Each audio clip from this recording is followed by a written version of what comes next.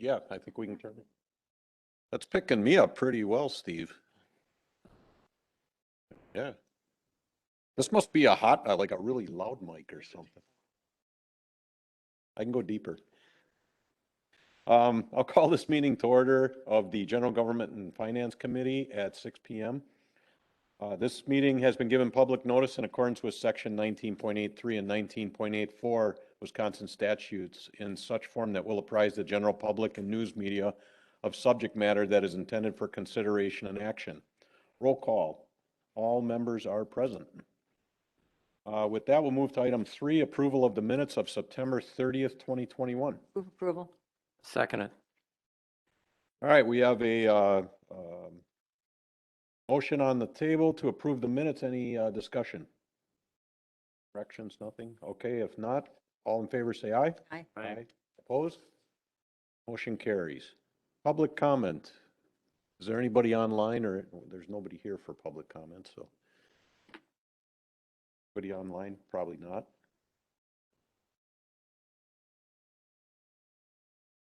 Not, we'll move into new business. Item A, property and workman's comp insurance comparisons.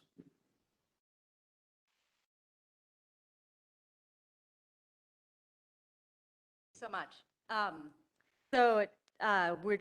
just going to go over a little bit, and then I'm going to introduce Tammy Yeager, who is from T.E. Brennan. So back in the beginning of the year, we went out to, or we decided to go out to bid this year for property and workers' compensation insurance. We've been with EMC Insurance Company for about 8 years. And so this year, T.E. Brennan Company put together a proposal and collected some bids for us. So in the packet, I have a memo with our recommendation, but our recommendation would be CIVMIC. In the memo, it states that it's higher than the league, but in the in the new numbers that Tammy's going to give you, and she'll go over why they're different numbers, but CIVMIC is the lowest cost. So I'm going to invite Tammy up here, and she's going to go through her PowerPoint for you.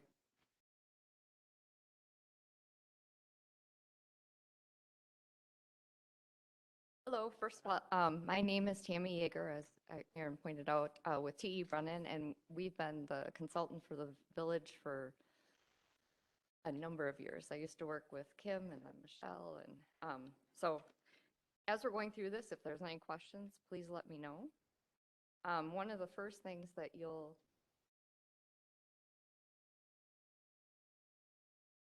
I don't know how well you can see that. I gave you an updated copy of this as well, but one of the big differences was the league originally didn't include their premium for sewer water backup, no fault, which is one of the things that EMC has always offered. None of the other carriers provide that, just so that you guys are aware. And that's one of the main differences, which you'll notice under number 7 of the item that's included. And then when we go through the coverages, I just wanted to highlight, because there's a lot of different material when you're looking at the different carriers. And so what I tried to do was just highlight some of the key differences. Obviously, if you guys have any questions, I'm happy to answer those as we go through this. You'll notice where it says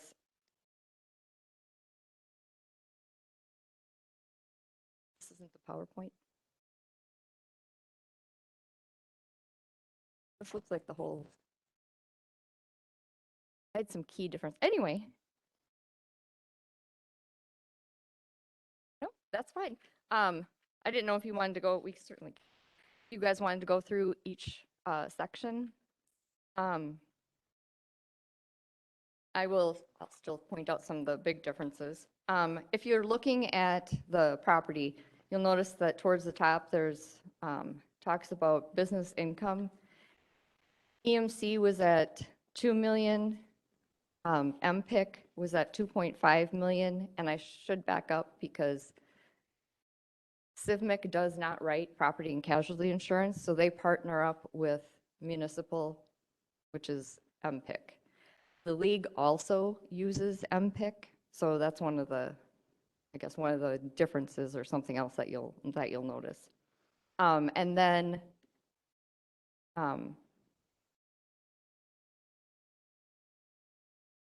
the EMC does not provide full ordinary payroll. They actually just provide no coverage for ordinary payroll. They do provide business income though coverage. And then utility loss, other than overhead lines, Hanover and EMC provide a $50,000 limit, and MPIC and CIC all provide the building limit. Sewer backup, which I talked about just a couple minutes ago, Hanover provided, I'm sorry, this is the wrong one. This is referring to building, like anything in your own building. So if you had sewer backup in your building, Hanover currently which is the carrier you're currently with, Hanover currently provides $25,000 of coverage. EMC and CIC would both provide $100,000 of coverage. MPIC, however, provides the entire building limit. They're one of the only carriers that does that.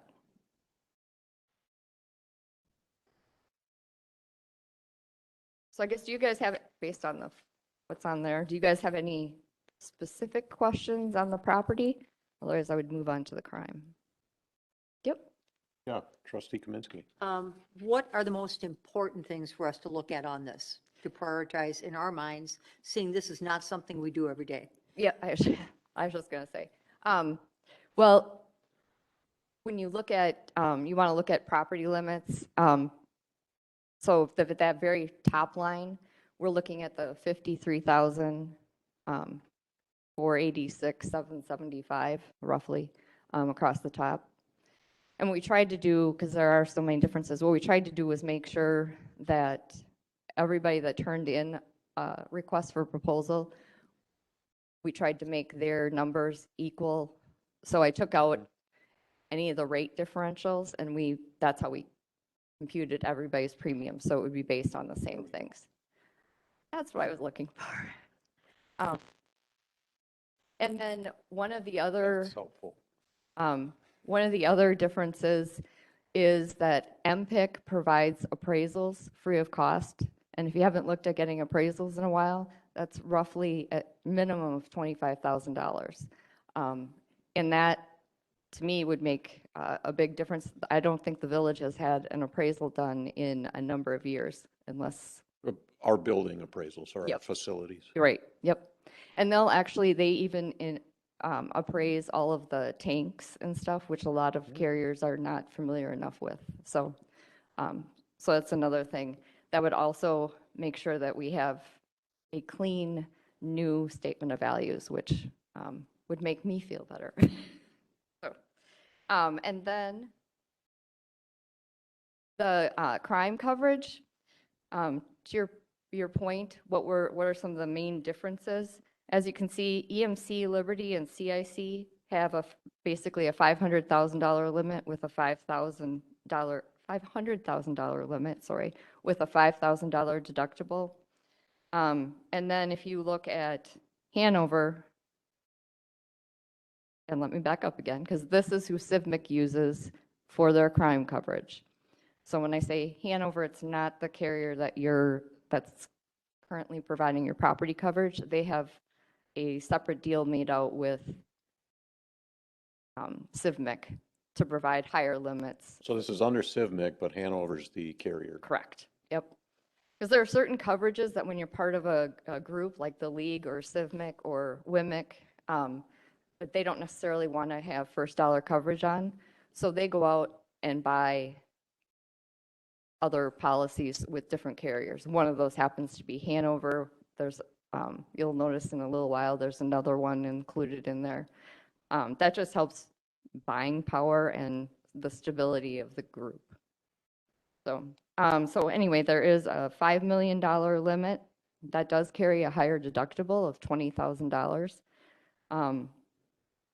And then there's same thing, $5 million limit for computer fraud, funds transfer. And just because a lot of people aren't familiar with what's computer fraud versus social engineering. I just wanted to bring that up because social engineering is when you're tricked, like you would be tricked into Phishing. paying Yep. a bill, versus computer fraud is when somebody gets into your computer system and is able to transfer funds on their own. So that's kind of the distinction. One, you're being tricked. I always tell people that's what social engineering is.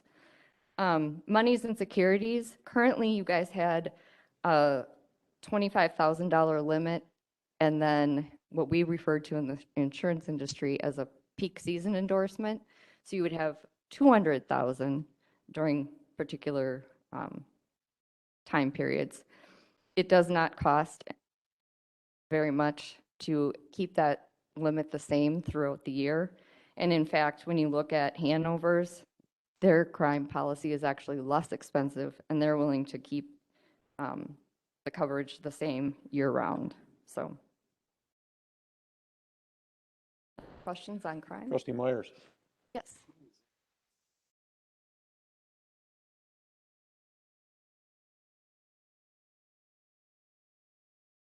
Time frame?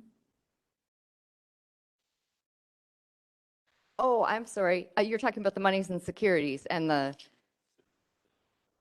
Yep, yeah, I'm sorry. Yes, it was between basically February 16th of the year and December 14th of the year that the limit would be. That's when you're cold.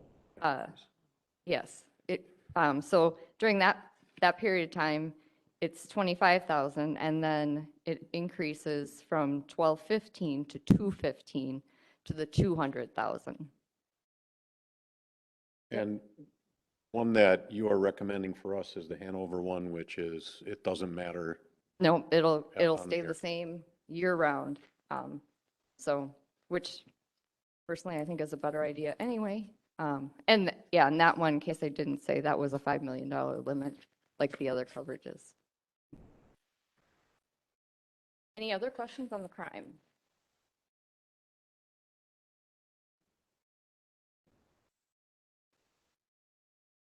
Then the equipment breakdown, and really property and equipment breakdown kind of go hand in hand. Equipment breakdown, the differential there is it picks up any type of mechanical malfunction. So it's not like a fire or something like that. It's gonna respond to any type of mechanical type issues. It used to be called steam boiler. We've used a number of different words for it in the insurance industry, but they finally came up with. Yeah, yes, there you go. That's true. One of the main differences here is ordinance and law coverage, which is really becoming a bigger deal. Hanover, EMC, and CIC for coverage A, which is the undamaged portion of a building, they would pay building limits. So do all the other carriers. Big difference comes in under coverages B and C, which are the actual demolishing of the undamaged portion of the building and the cost of reconstruction to bring you up to code.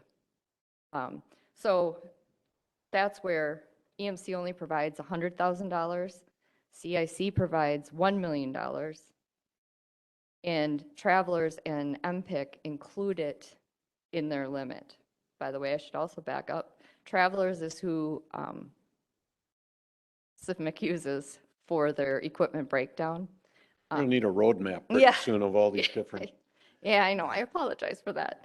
Travelers also provides a much higher limit. They actually provide 500,000 or $500 million worth of coverage. Obviously, you're not going to need that, but because your buildings are currently valued at roughly 53 million, so, but you do have more coverage available. So the other items are a lot of the sub-limits, hazardous substance, expediting expenses, all of those types of things, which are all shown on the exhibit. You're getting a much higher limits with Travelers than you are through your current carrier or any of the other carriers. So that's included. The deductibles should keep in mind that Travelers has only a 12-hour waiting period for business income and a $2,500 deductible, whereas all the other ones are at $5,000. Yeah, with a 24-hour waiting period. Thank you. Are there any questions on them? Just see in your note here that Hanover provides 5 million of flood coverage on all locations except two listed here on Mequon Road. Is that because they're in a floodplain? No, no, because I checked that. They're not actually even in a floodplain. That's just they picked those two. EMC picked, that's a good point though. EMC picked several others. There's probably 8, or correctly off the top of my head. That had limits? Yeah, that EMC has lower limits on. MPIC does not do that. As long as you aren't actively in a flood zone, then they have a $5 million limit. Okay. Any other questions so far?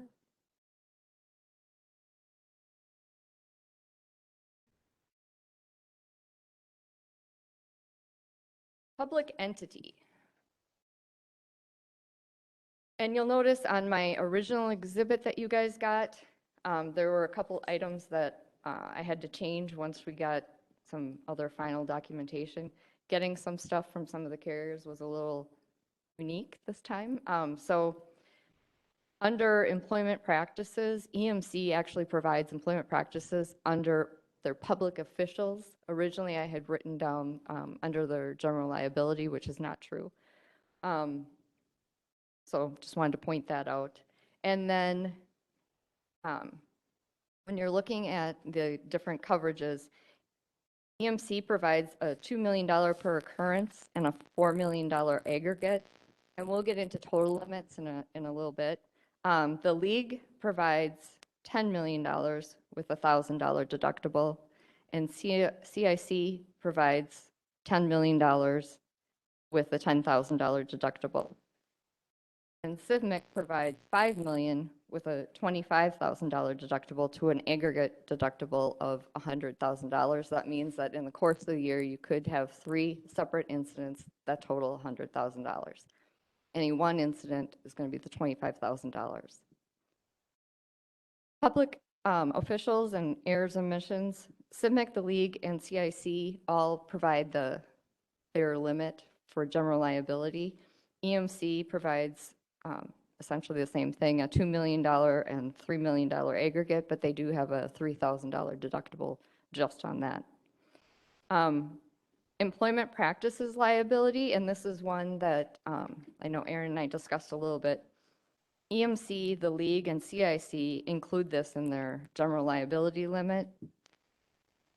CIVMIC actually has a $1 million per occurrence and a $1 million aggregate, but that's a little misleading because CIVMIC actually, what they did was buy a $1 million sublimit through another carrier called Illinois Mutual, and that covers things that again, they don't feel like covering. None of it changes the pricing, and it's the flow through. So what happens is if, let's say you had a claim for front or back wages, most carriers would only provide $25,000, $50,000 limits. This way you get $1 million of coverage. So those are kind of, I guess, big line items, and that's why they said for our members, we want to make sure that we have this. Because they then also have, in addition to this, CIVMIC would have another $4 million, plus when we get into the excess, there's another $5 million on top of that. So when we get to the umbrella part, it'll be clear, hopefully. But just wanted to kind of give you the overview on that. And then law enforcement, EMC provides a $1 million occurrence and then $4 million aggregate. The other ones all included in that, either their 5 or 10 million limit, depending on which carrier you're looking at. Note, this is what I was trying to talk about before. CIVMIC does not provide this coverage at all. Their theory is, if you're not negligent, why are you paying for it? So they try to get that off of you and back onto the citizen or whoever it was. Obviously, if you're at fault and found negligent, that's a different story. But presently, So explain that a little bit. You talking about that some residents has a sewer backup and it's the fault of the village? mhm, yep. And okay. Yep, that, right now, they wouldn't have to prove fault. The village could simply say, okay, we're gonna pay this up to our policy limit, which right now is $50,000 for a claim, and then a $100,000 aggregate if there were a number of homes involved.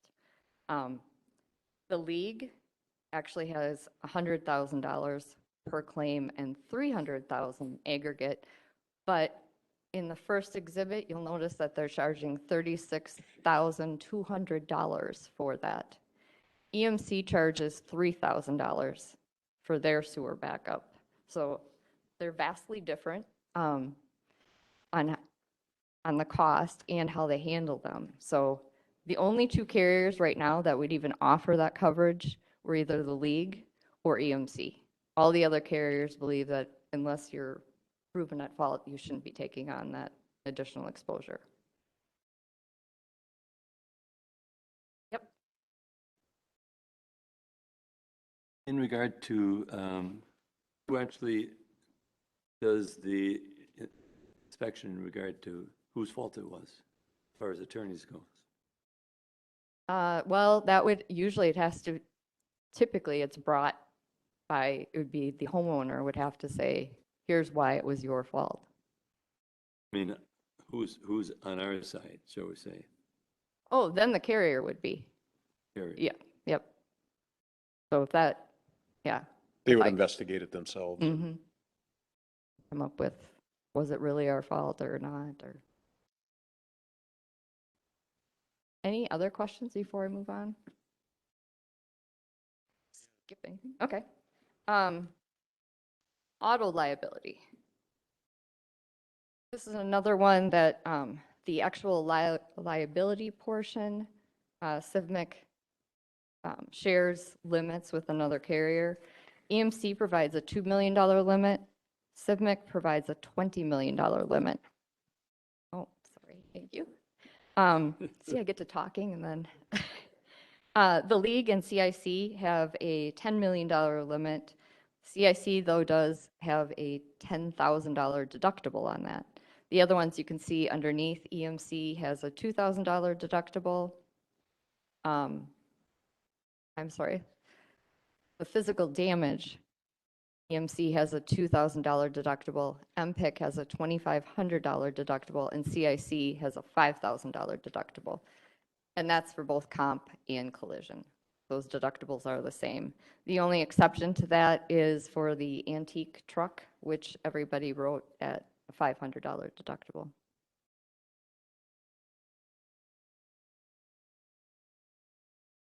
All good so far? Yet? Okay.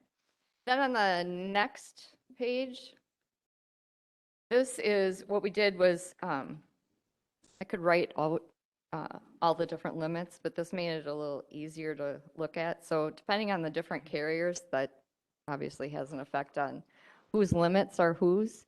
And you'll notice that under the employment practices for CIVMIC, this would actually end up being higher than what I have written on my illustration, because they have a $1 million plus they actually share a 4 and then another 5 million. So there would actually be,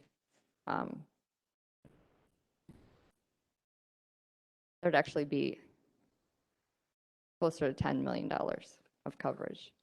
So that line should be a little higher than it is on here. And then you'll notice, obviously, the auto liability, CIVMIC has much higher limits.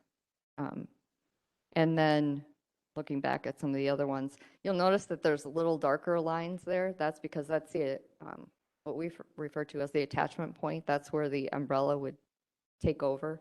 So the underlying coverage, like your general liability, goes up to, you know, in EMC's case, up to that $2 million. And then they have their umbrella on top of it. Just kind of give you a why are there dark lines around there. That's why. Any questions on that part? And the next one is strictly a recap of your losses. And this is looking back from 2013 to present. And this is losses by line of coverage. So I tried to add some little color into everybody's lives because I know how much you like looking at these. So are there any questions on that? One of the, I guess I'll back up a second. One of the other big things that when you're looking at this, obviously the work comp losses have a direct correlation to premium because your experience mod is derived from that. Last year you had a 1.2 mod. This year it's 1.03, which means you're currently paying 3% more than the average as opposed to 20% more. And when you look at the premium comparison on this copy, you'll notice that, I don't want to confuse everybody, but you'll notice that a couple of the work comp premiums differ. Normally, work comp is work comp is work comp. And so the workers' compensation premium should also be the same. However, CIVMIC does not have to use a stock rate, so they used the mutual rate instead. So their premium for the work comp is slightly higher. And then the league does not have to charge terrorism. They include terrorism coverage. They just don't charge for that. So that makes a 3% difference in the premium. And then if you're looking at the dividends, the biggest difference is with the league. They had a 20% dividend. They utilize United Heartland as their work comp carrier. And CIVMIC has an overall group dividend. And so they estimated it. That's their estimated dividend based on past experience. Any other questions, or have I completely confused everybody? Because we use lots of acronyms and a lot of really weird terms, so. It is a bit confusing, but Overall, you'd be getting more coverage. and after all that, which one on the list here do you recommend? I would agree with Aaron. I'm looking at CIVMIC as well. CIVMIC? Yep. Mostly because you're getting much higher limits. There's also one of the other things that comes into play. Both the league and CIVMIC have a number of different programs that are available, HR training. Everybody has loss control, but they have a number of programs that like the employees can get trained on forklift training. Some of I believe there's so many hours, I can't remember off the top of my head, of law enforcement training that can actually be counted as part of their continuing education. So you can do all of that online as well. Everybody has nurse triage for workers' comp. So that's going to be fairly similar to what you're currently used to. So. Any questions? Trustee Myers? How many workers' comp cases have we had in this year? It's pretty low. I have it written down in there, but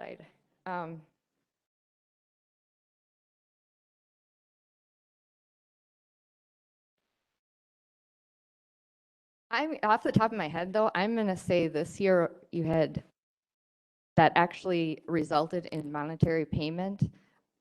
There were 16. Now there's always more that are turned in, but they didn't result in anything being paid out. So. So out of the 16 that you were telling me, how many were paid out? No, the 16 would have been what was actually paid. Okay. Yep. I understand. Yeah, and and I can double check, but typically there's a lot more than that that, you know, get turned in, and then, But according to the loss chart here, that, I'm not looking at 2021. well, you did have a couple of substantial claims in, Back in 17, 18, Yep. there was significant. yep, well, you had one claim in there that was over 90,000 just by itself, so. That can be almost a negative thing. Oh, if they're gonna- I mean, it's a big variable. Yep. You talked about training and so, and Yes, and Erin and I can talk after this, but there's some other things that, when we're looking at this, that we can look at. Because the biggest thing is if you've got a workers' comp claim and you can keep it to medical only and not have to pay out indemnity, which is their pay. So in other words, if you can keep somebody at work or continue to pay them, even if it's, you can have them do voluntary service, all kinds of things, then you get a discount on the medical premium as well. Plus, you have none of that indemnity going towards your experience either. So those are a couple of big items. you know, when you have a lot of claims in a particular area such, have some kind of training or something regard to that to try to avoid those in the future. Yep, that's correct. And CIVMIC does have those kind of programs available. Thank you. Have a question? Terry? Comment. Yeah, go ahead. Kind of a question, kind of a comment, just out of curiosity. Okay. I'm looking on the page where it shows law enforcement liability. And the CIVMIC, it's part of the general liability, which is $5 million. Yep. Versus the league and whatever CIC is at 10 million. And obviously then on the way low end, 2 million for the other two. Why such a range? And isn't this one of the more important things we should be looking at in light of some cases that have happened in the last 2 years? Yes, I would agree with that. And one of the biggest differences is instead of having an aggregate, CIVMIC has basically $5 million.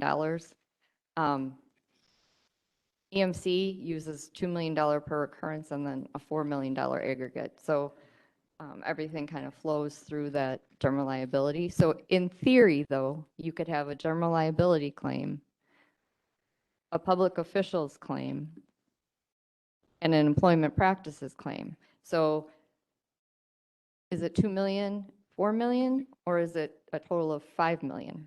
So at the end, they kind of come out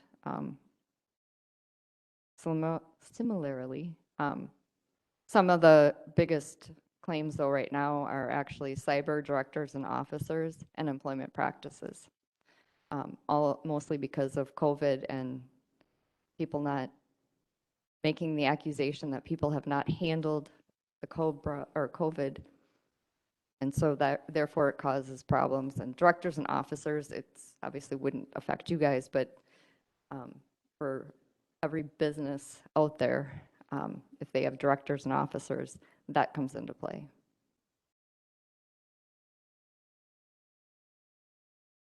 On the, get back to it here, on the CIVMIC group, I'm just gonna call them a group because there's like 5 insurance companies in there, the way it sounds. Yep.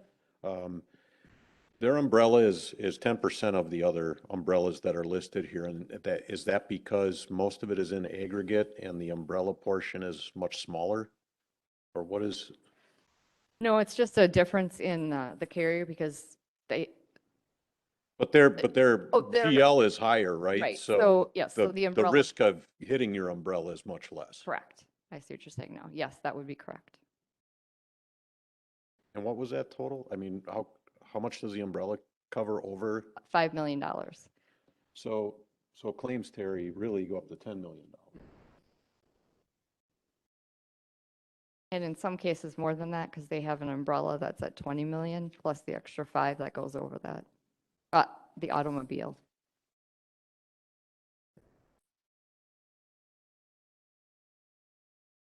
Is, I'm assuming cyber insurance, that's a whole different beast than anything covered here? Yes, and unfortunately, because cyber currently is a huge area of litigation, is. the carriers wouldn't offer quotes until 60 days prior to your renewal. I have a couple of different quotes back, but we're waiting for the rest of them. That's a separate policy. That would be totally separate, Okay. yep.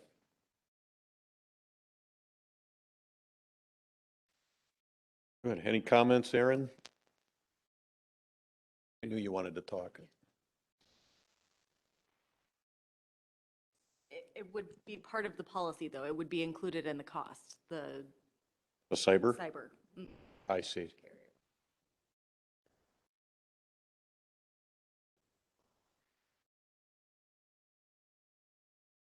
Committee, any other questions?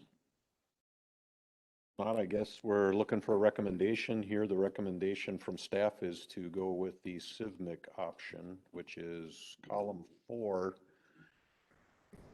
I'll make that motion to go with CIVMIC for a cost of $432,391 and recommend same to the village board.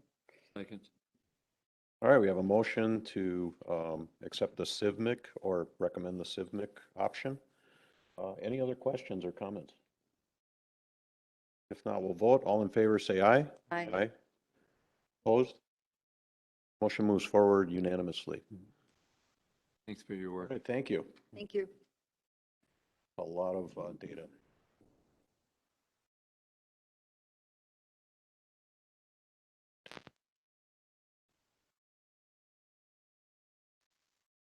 Okay, with that, we will move from insurance to pay range analysis.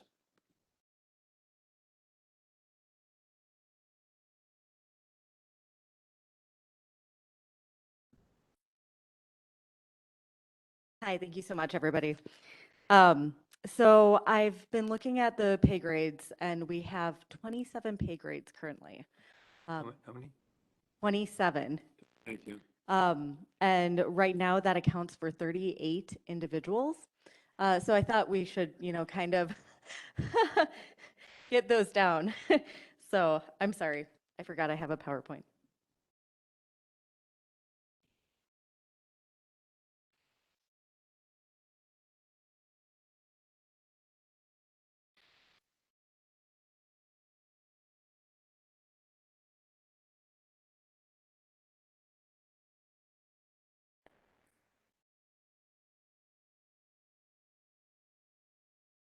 Okay, so when I first started looking at it, the challenges that we're currently running into is that we are having a hard time with our current positions and future growth because they're hitting their ceiling of their pay ranges. Another need is just compression, reducing that 27 pay grades. And also, it's outdated. A lot of the positions need to be updated. Some of the positions we don't even have. We had most of our positions starting on pay grade 4, so 1 through 3, we had no jobs that associated with them. So I just took a quick look at what we had available and put the salaries together and did a little analysis to see how we could compress these salaries. So I was able to compress them into 8 pay grades. This is the previous pay grade structure. Sorry, that's also hard to see. So this also says, about people hitting their pay grades and them needing to be expanded. So here's the new recommended change. So there are 8 pay grades here. And here are also the positions that we currently have and the recommended changes. The ones that I have included in here that you can't vote on is the library positions, but they wanted to make you aware of where they fall in ranges as compared to the other employees here at Village Hall. This is a chart showing the pay grades in, or the salaries in these pay grades. So you can see some are outside the pay grades. That will be a topic of a different discussion. Right now, we're just talking about the pay grades that these positions should be within. Which if we go back, this shows what grade they're in now and what grade I'm suggesting that they're placed into. This was also given out at a department head meeting so that they could take a look at how these pay grades were being put into place. And it's basically about responsibility, the need for education in each category, and then what they're currently making. So I took all of those into effect when coming up with this pay grade.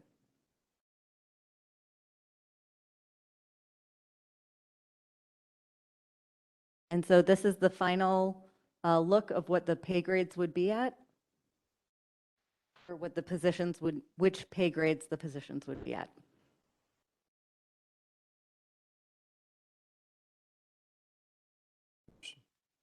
Yes.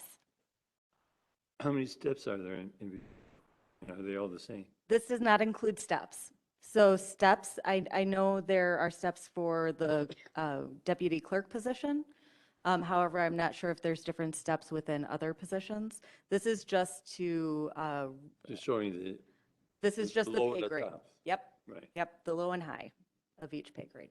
Can you explain the steps a little bit? Is that based on experience or by There's not, these aren't Yep. steps.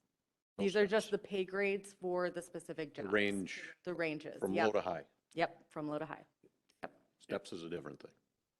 We've Right. never Would really. there be a step? No, steps are, some municipalities, some governments, some non-government organizations used step systems more frequently back in the day, where usually based on experience, employees would move through steps. This system does not include steps, but any movement within the pay grade would take place through the merit pay system that we've been utilizing. So employees would get increases if it's earned and through a pool that's approved by the village board as part of the merit review and merit pay increases that would take place once a year. I was going to say that the steps that I was talking about before is person was hired in his first year, and then the second year up to a particular amount, and then eventually they got to the top. But what you're saying is using a merit pay where we analyze the process for each year, and if they're at a 3-year or above, go up to a higher amount. Correct. Each employee would get an evaluation each year, and based on how well they do that evaluation, they would get an increase. The last time we did the use of the merit pay system, I think there was if I remember correctly, employees could earn between a 0 and a 5% increase with an average of 2%. And we would envision something similar with this system. And as Aaron mentioned, one of the challenges we had the last time with the merit system is we did have, with 27 pay ranges, we had a lot of people who were right up at the top. People who had been here a long time and at the very top, and they weren't able to earn anything in the merit pay. They could get a one-time bonus, but they couldn't get any increase in their base pay as part of the merit pay system. They still get a merit raise if they were at the max? If employees are at the max, they can earn a one-time bonus, but their base cannot go above the max without action by the village board. In other words, it would be a bonus that would not be counting. Correct. It would count towards their pension for that year, but it would not be built into their base. Okay, well, that's good that it goes into the pension. Otherwise, it's sort of a waste. Did you do a comparison or whatever it would cost more to go into this? So this is not changing anybody's salary. This is just changing the pay grade that they're Okay, at. just So it's top and compressing lower, the okay. pay grade. Right, I Yep. understand. So no changes, no monetary changes are being made by putting this into place. You? Yep. Trustee Kaminsky. It's a lot to digest in one night. What is our expectation to approve this and move this on to the village board Correct. tonight? Or if you, Yeah, if you I'm need not it ready to for bring that back. tonight. There's a lot here. Is this more in line with what other communities are doing? Um, not necessarily, but Okay. a lot of communities haven't gotten to this point yet, but they should. I like the idea of consolidating pay grades, and yet I still have questions in my mind. For example, our low pay grade, let's say, senior coordinator, um, we actually consolidated 4 pay grades into grade number 1 now, where it starts at 32,793.86. So does that mean that somebody like a senior coordinator, if she works here forever, she will eventually be able to make $51,851? Or what am I looking at here? Because Yes. that's the maximum. Does that mean you might hire somebody for that position at 43? Midpoint. Depends on their, But experience. you would and not their hire them education. for less than 32? Correct. Yep. Right. It gives us a minimum and a maximum and a mid-range. But many of those, you said that a lot of the beginning pay grades were consolidated. Yeah. And that's because a lot of them weren't being used. Or one was right after another, and the difference was so minor that it didn't make sense why they weren't all together for similar types of jobs. Did you say our first one really started at grade 4? 4, yeah, So 1, 2, 3 was not used. no. Yeah. I'm just having, I'm just me, having a little difficulty wrapping my okay. head around this. Let's say, so a new hire comes in today as a clerk. And so my starting pay is at least 32, but I'm pretty qualified, so you're going to put me in the midpoint. What happens if we have a clerk currently on staff that's not making that? I mean, is this going to turn into like, okay, now we got to adjust a whole bunch of stuff again within like a year because of new hires, or shouldn't No, have any effect? It shouldn't, because those determinations should be made based on the person's education and experience and time here in the village. And so it should, people doing similar jobs already make different amounts, and we don't always, compensate them the same just to. So And basically, if it was 2 clerks, though, they'd be in the same pay grade anyway. they would be in the Old same pay system grade. versus new system. There's quite a range in the new system. There's a different range for this, I understand. quite a It's a broad wider, one. wider Yeah. range. If I could just add on to Aaron's response to that a little bit, I think one of the issues that helped create some of the problems that we've had in the area that Trustee Kaminsky is mentioning in the past is that before we had the position of support services manager, department heads had a lot of, worked pretty independently in setting salaries for new employees. So if Parks and Rec hired somebody in the same range, Public Works, the 2 department heads might not talk, but eventually the employees did. And the employees found out, hey, this person got hired and I'm more qualified. And now when we go through a hiring process, before those offer letters are issued, they go through the support services manager, and she can review and does review to say, all right, well, you want to offer this person X? Well, I have to make sure that we're not creating any internal equity issues. So I think that, to me, the more important control is a process control rather than a control on the ranges. Well, that makes me feel better, because, yeah, if this is going to open up that Pandora's box where all of a sudden everybody's coming in and saying, but I should be at the median, or I should be here, or I should be there, with the assurance that that will not happen, I feel more comfortable with And that. I know I didn't mention this before, but these are positions that are non-unionized. So only non-unionized Right, positions non-union. are within here. I would say to the committee, and I know this is a big change and a lot to digest in one meeting. I would never promise a committee that we won't have any employees complaining about pay. I think that's sort of a constant. There's always going to be some issues and concerns and some things that we can address or need to address one way or another. in my opinion, creating a broader pay range system, and combining that with the merit pay system where department managers and village administration can reward, and the village board can reward the employees who are providing the greatest value. I think that creates a system that gives us the best tools to try to address those. And no system is going to be perfect, but I think it gives us the best tools to try to address those issues when they come up. One more just question. Let's say I'm looking for a job, I pay grade number 2, looking in Menominee Falls, I'm looking in Akron, I'm looking here.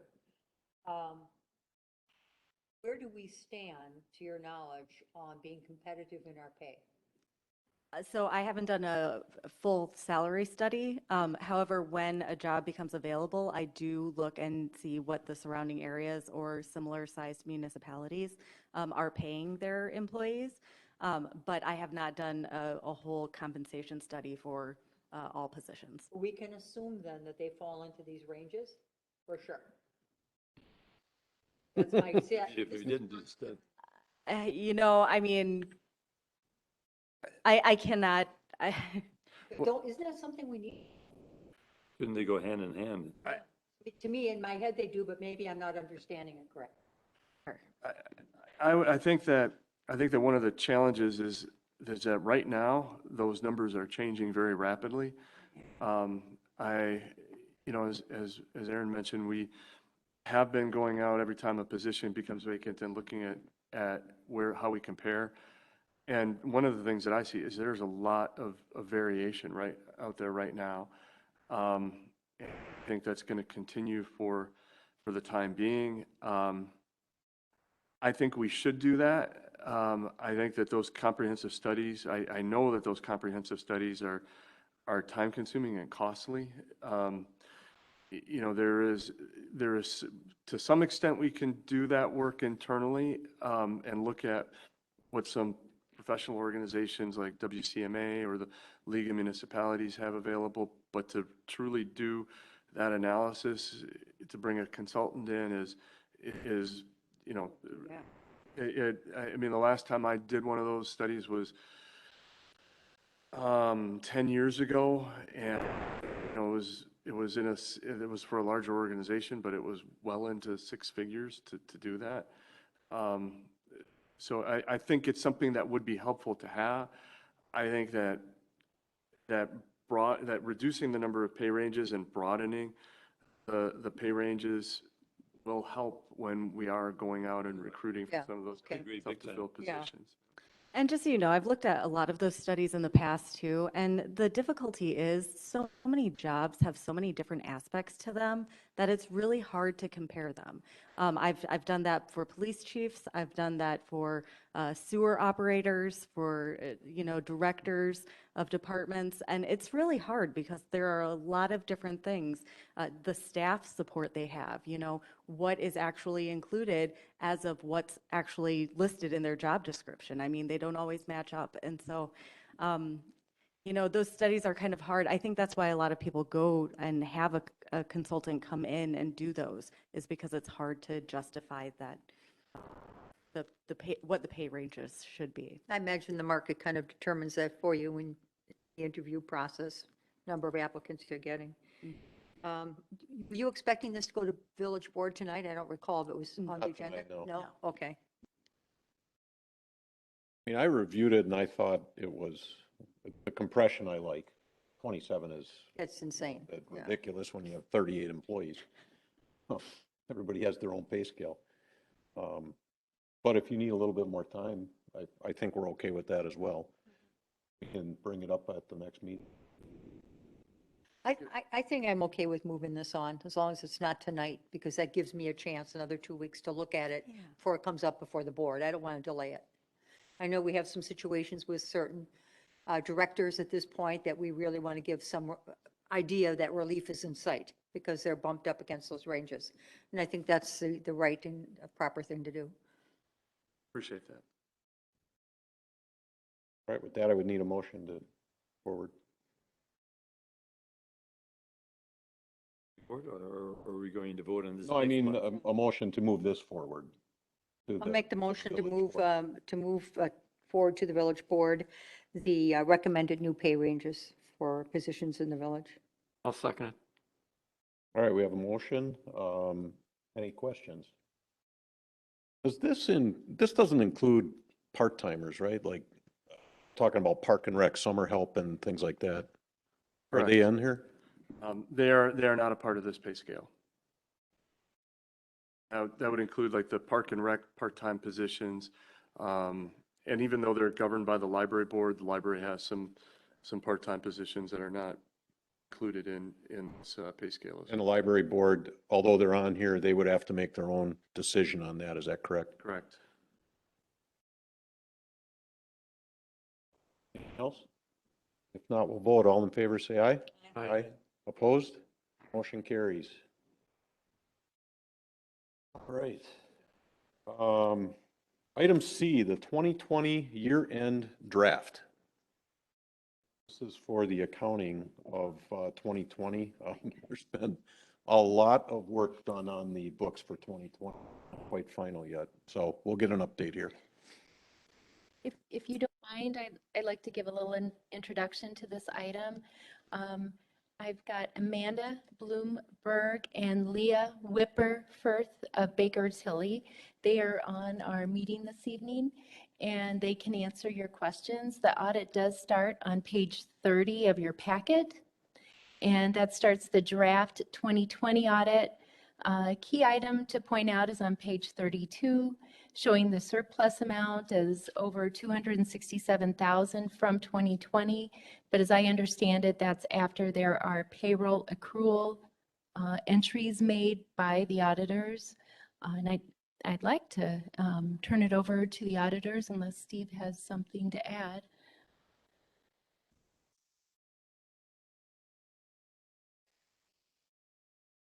All right, I'll get us started. My name is Amanda Blomberg with Baker Tilly, and the information that's in your packet is a draft of kind of where we're at this point.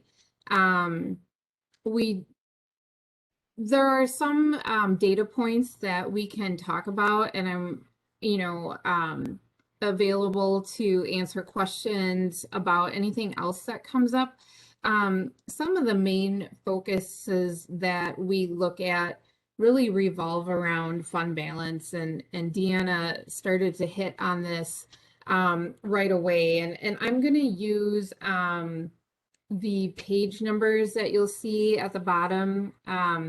They're in order, but they're not necessarily consecutive, because what we did was we pulled together the bulk of the fund financial statements so that you could see preliminarily where things are at. This is subject to change a little bit. There could be some tweaking that happens to these numbers as we are still finalizing a few open items that are still outstanding. So that could result in changes. But I think this gives us a pretty good picture of where things are at. Did you want me to share my screen, or do you have the document in front of you? No, Amanda, actually, if you could share your screen on WebEx, it is being displayed here in the village boardroom. Okay.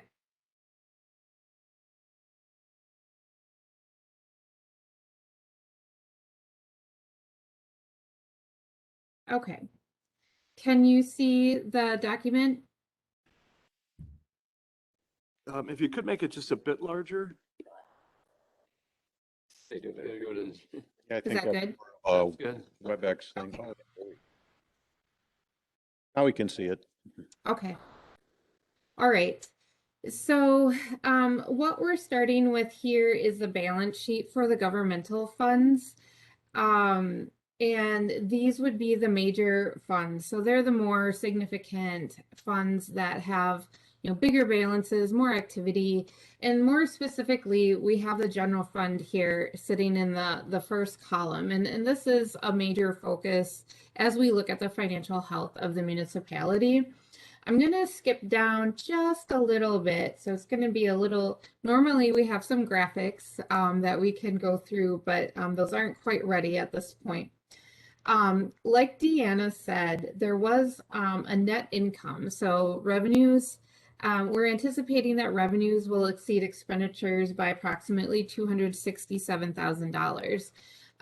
When you look at the activity that happened during the year, 2020 was an unusual year, so we had things a little off kilter in some areas, but as you probably know, there were certain grants that were awarded via, COVID type sources, like at the routes to recovery. But as a result of the pandemic, recreation programs were way down. So both expenses and revenues for customers were down as it relates to recreation. And then there were other areas that were, either a little higher or lower, just based on the specifics of the year. But this is accumulating everything. 267,000 was the addition to fund balance in the general fund. Fund balance is broken down into different categories based on the relative liquidity of them. There's a small amount sitting in non-spendable, which basically equals our prepaid items up here. That just means that we've already spent money on this asset prior to year end, and we're going to use that asset next year. So we can't spend that money again on something else, or we can't liquidate that asset. The rest falls into this assigned and unassigned category. Last year, if you're comparing numbers, you'll note, you may notice that this assigned category was quite a bit higher. There was about $1 million in addition to what you see here, and that was related to budget carryovers. At this point, budget carryovers haven't been included in here. It's one of those that we're still analyzing to determine if there is something to add here. But what I will say is that if we combine, both of these rows together, the assigned and unassigned, that is really, combining them is a good benchmark to take a look at. And when I compare the sum of these two lines this year with the sum of those two lines last year, it increased approximately $269,000, which basically represents our net income for the year, which was $267,000. So no matter which category or line some of these dollars fall in, if we look at them together, this represents the part of equity or the fund balance that the village and the board have the most control over. So these are often looked at very closely together. So overall increase, we often compare this number to your annual expenditures. So if we, let's see here. Sorry about that. I didn't have this right in front of me. So if we take, I'm just going to do a quick estimate here. So we have about $8.69 million, and we compare that to your annual expenditures in your general fund. It's about 53%. So that is a pretty high percentage. So if you think about what that means is you have over half of your annual expenditures sitting in your reserves. The recommended minimum is around 2 months, or about 17%. A lot of policies, and I believe the village has a policy as well, but a lot of policies fall within that 20 to 30% mark. And so you're quite a bit higher over that even. So basically what that says is that you have sufficient reserves on hand. If something were to come up that you needed to pay for out of your pocket, you have enough funds on hand to be able to manage that without a lot of problems. You wouldn't have to short-term borrow or anything like that. Does anyone have any questions on fund balance for the general fund? Yes, one question, Trustee Myers. Amanda, when you said 53%, a lot of taxpayers look at this and say, you've taxed me for X number of dollars and you're sitting with this money. That's some of the concept I've heard it at times as a very negative comment, but how would you answer that to residents? Yeah, I mean, what we really want to do is compare that to your policy and, determine if that policy is still appropriate over time. A couple of years ago, things looked a lot different, and now we know that things can change very quickly. And so having some additional reserves on hand, may not be the worst thing in the world. The other thing that I see some of our clients do is once they exceed what they consider to be their maximum, they make a determination as to what they're going to do with that excess. We can't always guarantee that we're going to have a net income and that fund balance will keep building. But when we do, maybe we take a certain amount and we set that aside for a capital project that you wouldn't otherwise have to finance by borrowing.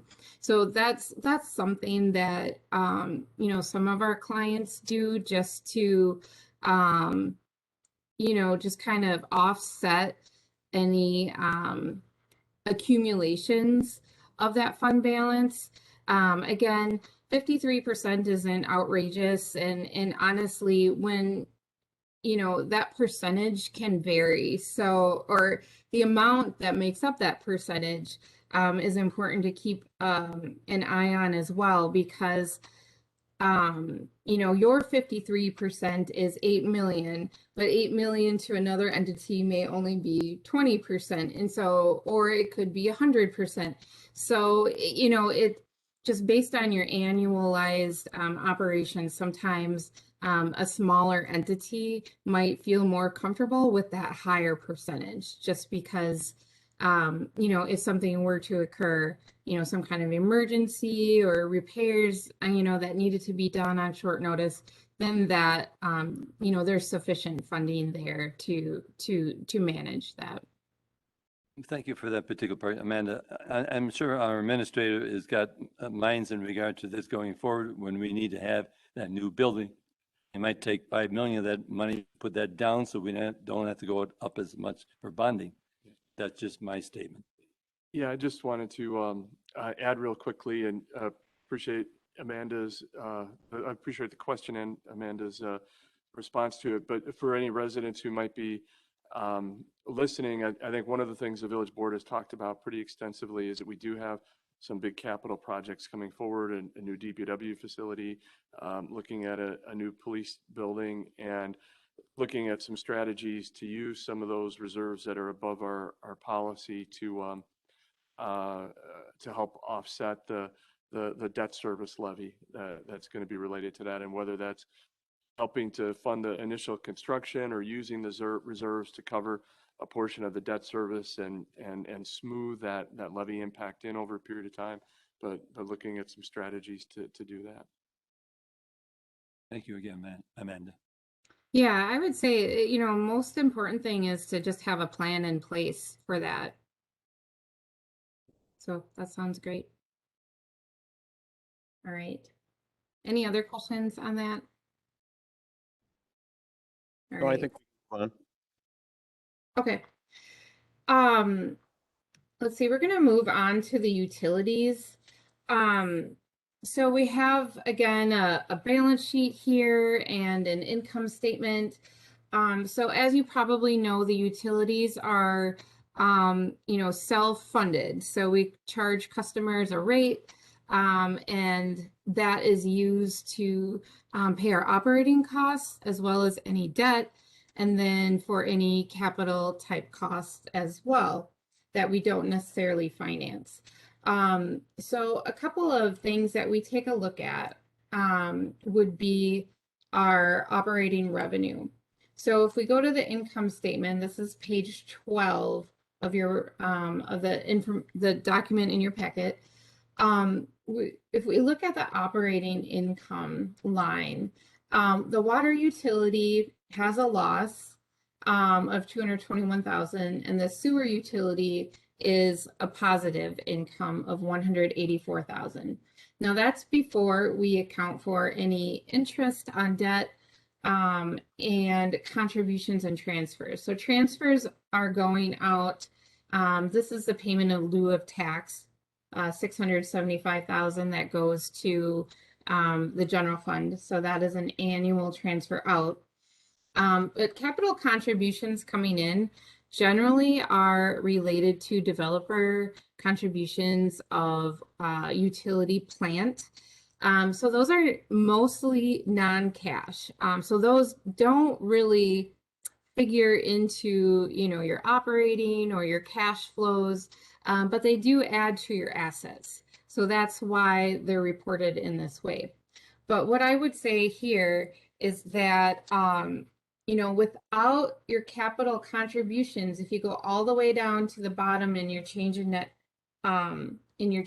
position, or your like your fund balance for your utilities, the water utility is actually at a negative almost 900,000. So I know that there is, you know, a water rate process in place here, looking at those rates to make sure that they are appropriately funding the water utilities operations.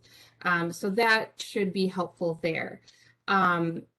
You can typically run for a little while if you're not, you know, generating the same amount of cash to pay the operations, but it is something that we want to keep a close eye on as we're moving forward.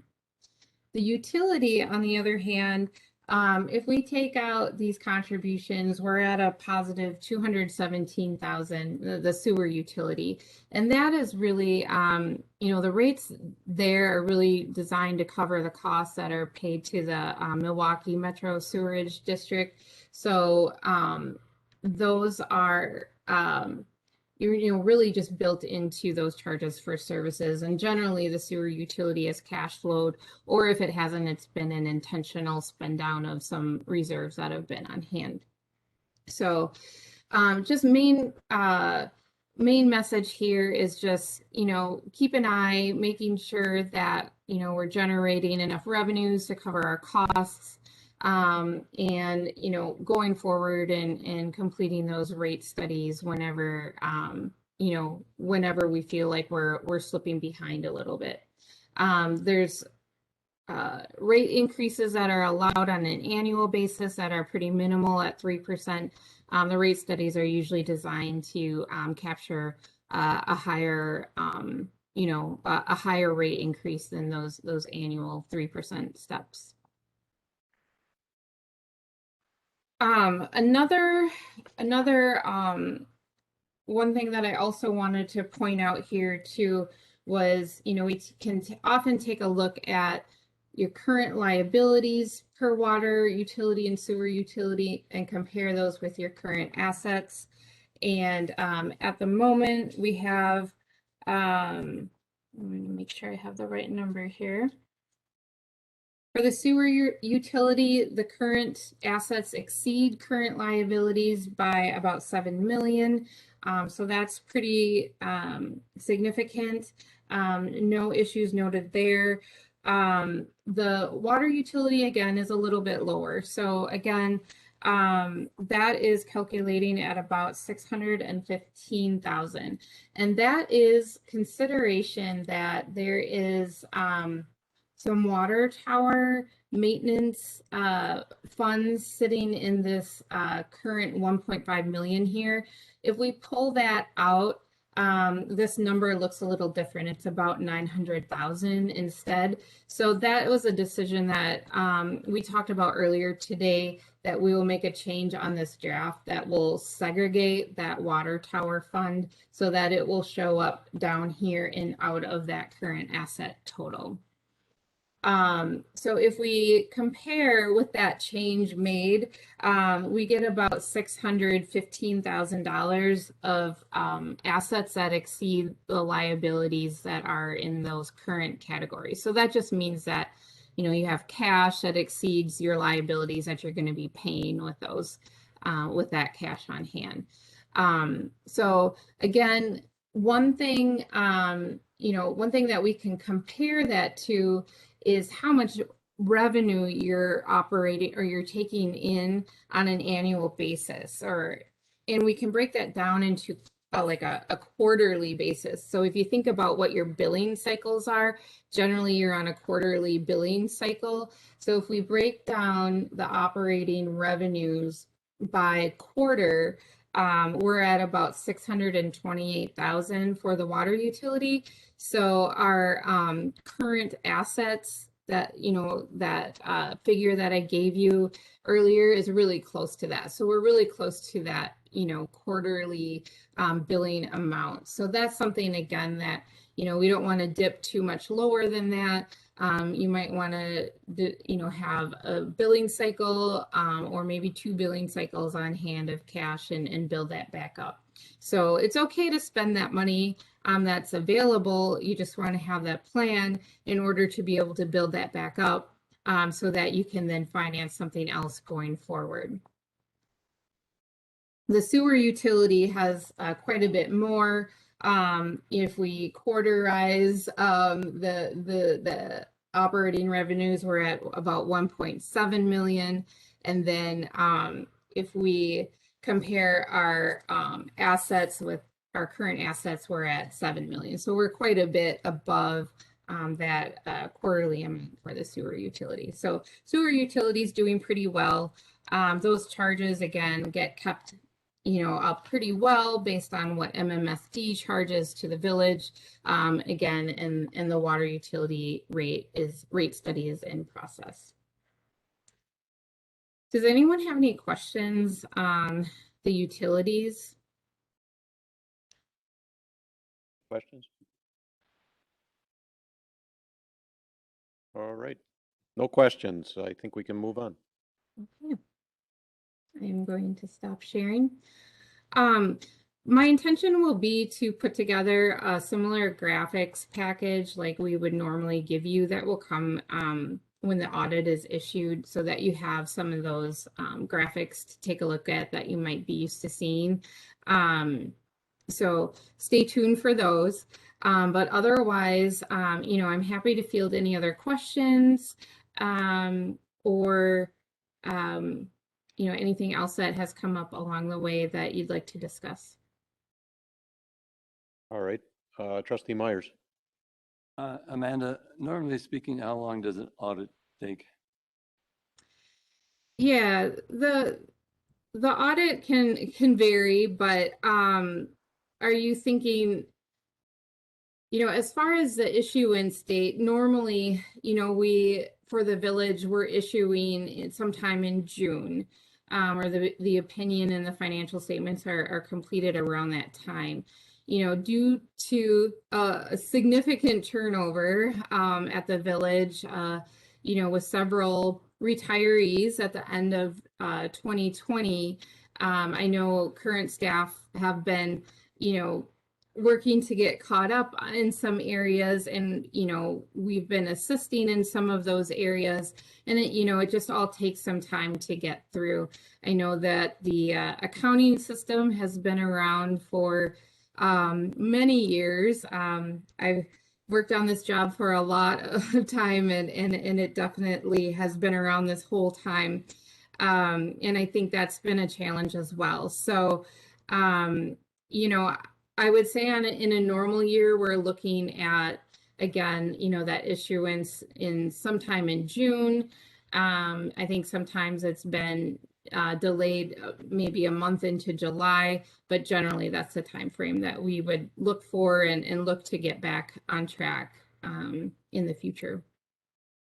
Thank you, Amanda. At It's the quite com- obvious that the virus has caused problems, and as you mentioned, the changeover too of staff. Well, to compound that, there was some issues with the current software, and that's why they're looking at replacing it. Oh, So that just enhanced the thank you. issues. Any other questions? This was informational only tonight, right? It's just a draft copy right now. That's correct. All right, thank you, Amanda. All right. Well, thank you so much for having us. We appreciate it. Thank you. All right. All right, a good night. we will move on to the reports. Before we go into reports real quick, I've been working with staff on trying to reorganize this a little bit to make it run a little bit faster. I don't want to discount it, but I want to hit the highlights only. So as an example, everybody gets accounts payable in their email on a regular basis. So we might glance over that. Also with the contracts and things like that, you're going to see a little bit different presentation on those, on the paper forms. So we'll go to the monthly financial summary right now, and you can review those. And if there's any questions, please bring them up. Start on page 47 of your packet. I did have one question on the year-to-date, and this is office supplies for general government on page 57. Budget was $150. The actual was $2,200. All right. And then the new budget is $500. Is that, why such the variance this year? So that particular line item, the charges that go through there, the expenses that go through are then charged to other journal entry that is I see. to allocate that to other. So the year-to-date is going to be distributed after a while Correct. because it's not the end of the year yet. You are Perfect. Thanks. good question. I can just add that when we talk about the timing of the audits, that's exactly the kind of thing where it wasn't always very well documented. Their manual processes, they can be difficult to do within the software. So seeing things like that, identifying each one of those issues, sometimes they're $2,000, and then figuring out, okay, within the system, which entry do we have to make? And Where do you break it a down? lot of that was in the heads of the Yeah. people who retired, and we didn't really, weren't able to get that passed down. So. Any other questions on the financials? Not, we'll move to the capital improvement status report. So that is actually on your laptops. It was not in the packet, but it is on the laptops here, and it just shows the carryover status.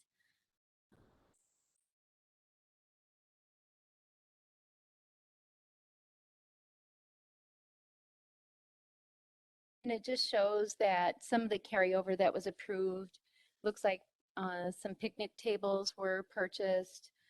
There was a portion of a truck that was purchased that was part of a carryover.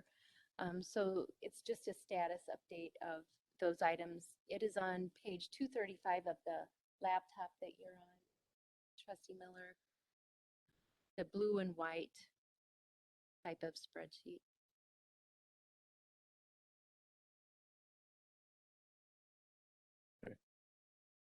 Any questions? No questions. We'll move on to summary of village contracts.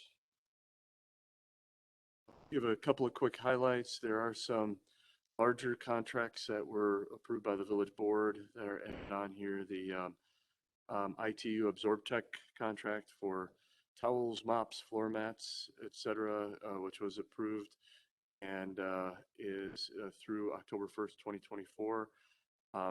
We also have completed the asphalt seal coating projects, and that is reflected.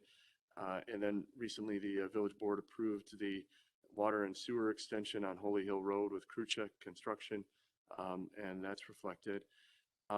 upcoming things, just as far as some staff-approved contracts, we are getting, this month, we need to take action on renewal of the employee assistance program. That's under $7,500, and that's something that I'll be working with the support services manager to review and determine if we'll continue on with Aurora Healthcare or look elsewhere. Any questions, comments on the contracts? Not, we'll move to monthly code violations. I did not receive an updated report from staff. It would be the same for letter of credit as I well. remember there wasn't There was not, nothing. yeah, the last couple of months, we did not have much activity. And that may be one, as a question for the committee as we move forward, to give some thought to whether we might want to look at that quarterly in the future, or if you would prefer to keep it on a monthly basis, we can do that. But those are oftentimes not a lot of activity. What about when there is activity, just reporting it? We could do that as well. It makes more sense to me. Right, and then item E, letter of credit changes. Kind of the same thing, is that they're pretty static, but if one is coming due, we report on that.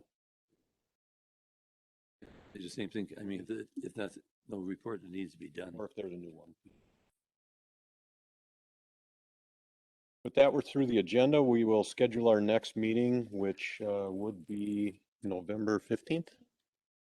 Monday, November 15th, 6 p.m. Is that okay with everyone? 16th, sir. 15th, I'm sorry. No, All right, there's no further business, so we will adjourn this meeting and recess briefly to set up for the village board meeting.